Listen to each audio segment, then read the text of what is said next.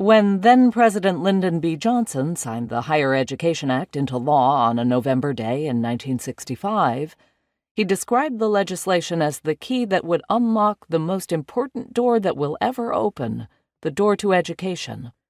Johnson went on to tell the rows of spectators seated on the floor and packed into the rafters of the gymnasium at Southwest Texas State College why he chose to stage the signing ceremony at his alma mater. Here the seeds were planted from which grew my firm conviction that, for the individual, education is the path to achievement and fulfillment. For the nation, it is a path to a society that is not only free, but civilized.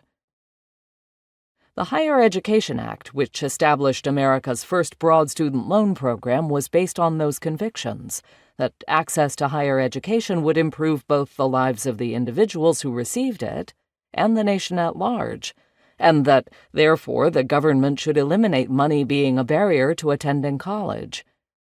Nearly 60 years later, the student loan program is a far cry from that vision. The roughly $1.7 trillion that Americans hold in student debt, as of this writing, has become an obstacle to some of the traditional engines of the American economy, like home ownership.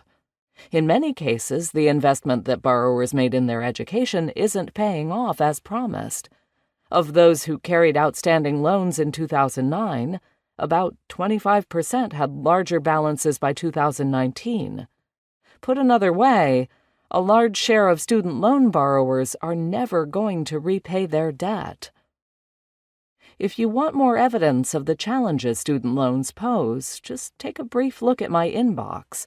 As a reporter who began covering student debt for MarketWatch in 2015, I receive emails regularly from borrowers describing the havoc student loans have wreaked on their financial lives.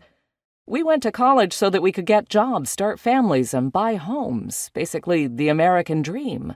And now the one thing that was supposed to lead to the American dream is a complete nightmare, Manisha Stiff wrote to me in June 2021.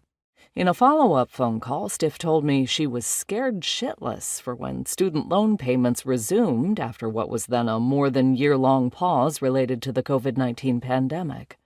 She'd just exited a trial payment period to stave off foreclosure on her Chicago-area home, and she was worried her student loan bill would jeopardize her ability to stay current on her mortgage.